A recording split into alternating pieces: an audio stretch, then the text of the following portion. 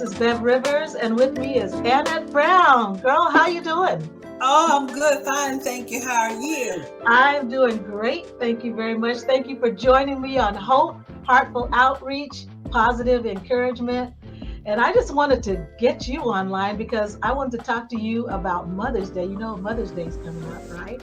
I mean, right around the corner. What, a few more days? A few more days, and May will be here very soon. Yes. So are you prepared? I'm prepared as I'm going to be, but I tell you one thing, I'm grateful that I'm not that young mother anymore. Oh, wow. Really? Tell me about that. I know you remember those early mornings, long nights, no sleep deprivation days. And Yes, I do. We're not going to even talk about the potty training. Potty training. Oh, my goodness. I'm telling you, yes. Being a young mother is really, it's a lot of work, but it's truly a gift from God. Yes, it is. Yeah. And then, you know, as life progresses, you know, then you became a mother of school age kids, you know. Yes. And we're not gonna talk about that first day of school. Oh. And then you being the new mother, the child just going to school for the first time, and you're peeping out of the window, wondering if they're gonna get off that bus. Oh, you know, wow. I don't know which is worse, putting them on the bus or getting them off the bus. And so, you know, those are just some of the things that I remember as a young mother, and letting go of that child to somebody else's care for a whole day. Yes. I think the hardest thing for me was on the first day of school was I took my daughter and she started crying and I started crying too. No, this is supposed to be fun. It was not fun for her. She started bawling, I started bawling. And I think every mother that has ever left a child at school knows that feeling. They went ahead to those teen years and they finally got out of high school. And I thought that day would never come. I was so tired of getting up in the mornings, making sure everybody got up, got on the bus, got to school, got from school, running all across town with all kinds of events and things that they were involved in, because I'm a mother of 5. Oh, my goodness, yeah. And I remember at one time being pulled in 5 different directions. Oh, yeah. And, but I wouldn't take nothing for it. You know, I wouldn't take anything for that experience. But them getting up and out was something that I used to pray for early on. Oh, yeah. Well, see, we pray for stuff when they're like young and when they're teenagers, like, oh, I can't wait till these kids get older. And then when they get older, we're like, oh, they don't need me no more. No, they don't. Now, that's a wake-up call, you know, and they call that the empty nester syndrome. Yes. You know, all of a sudden, you don't have that conversation going. You know, nobody's asking you for your advice or wanting your input or what should I do next, and all of a sudden, you don't feel as important as you thought you were. You know, and sometimes not only do they not want your input, they're like, look, you just stay out of it. I'm the boss now. And that's how I'm feeling. that's how it is with my kids. They're like, look, no, you stay out of it. Yes, It's a challenge. And then, you know, it's like as time goes on, you know, you become grandmother. Yes, and now you just completely in a different zone. You're a grandmother. Yes, and not only you're trying to speak into your children's lives, but their children's lives. That's right. That's right. But I think one of the first things I realized when my granddaughter was born, and she's, as a matter of fact, she'll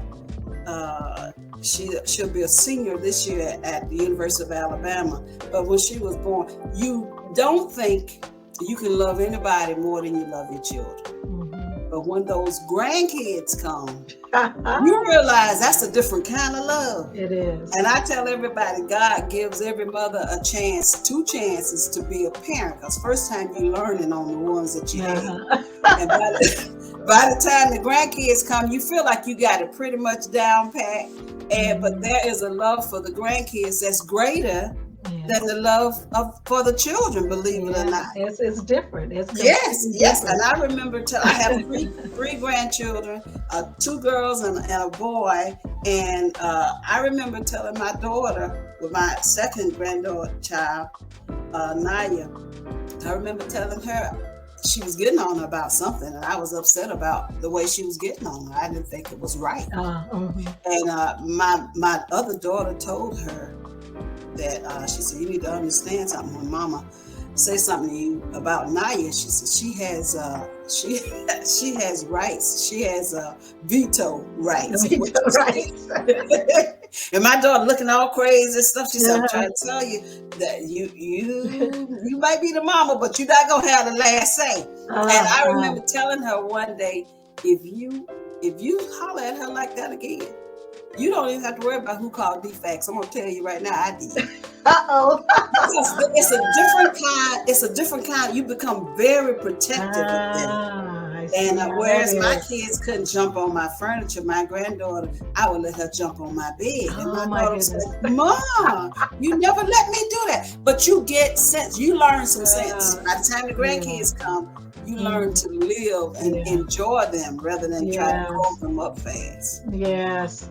Well, I guess I've just kind of been a strict person all the time. So I'm strict with the kids. I'm strict on the grandkids too. Oh, no. But not to a real extent, because I'm not allowed to. But I tell you one precious thing about having a grandkid. When my daughter was pregnant with my oldest granddaughter, she was still, in her belly and stuff, and I would talk to her and sing to her, just sing to her belly, right? So when she was born, and I would say, like she would be kicking sometimes, and my daughter would be like, "Oh, I'm so uncomfortable." She was like almost ready to have the baby. She, "Oh, I'm so uncomfortable," and I would say, "Oh, it's okay, baby, just calm down." I would talk to the baby, right? Try to get the baby to calm down. On the day she was born, when my daughter had the baby, okay, they took the baby out, and the nurses took the baby to the side, and they were cleaning her up, and she was just hollering, "Ah!" I mean, she would just like, whoa, full on scream, okay.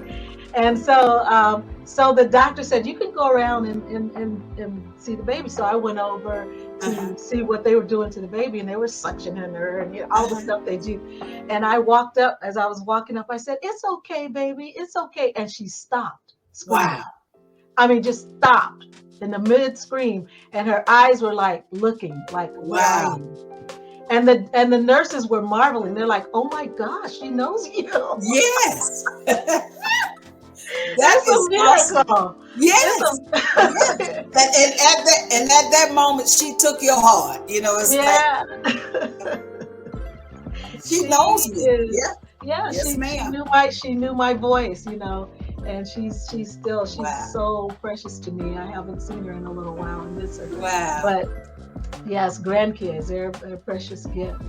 And then there's one more season. That's right. We haven't reached there yet, but we all have to go in that route, and that is, the mothers who've passed on to glory. They've gone on to be with the Lord.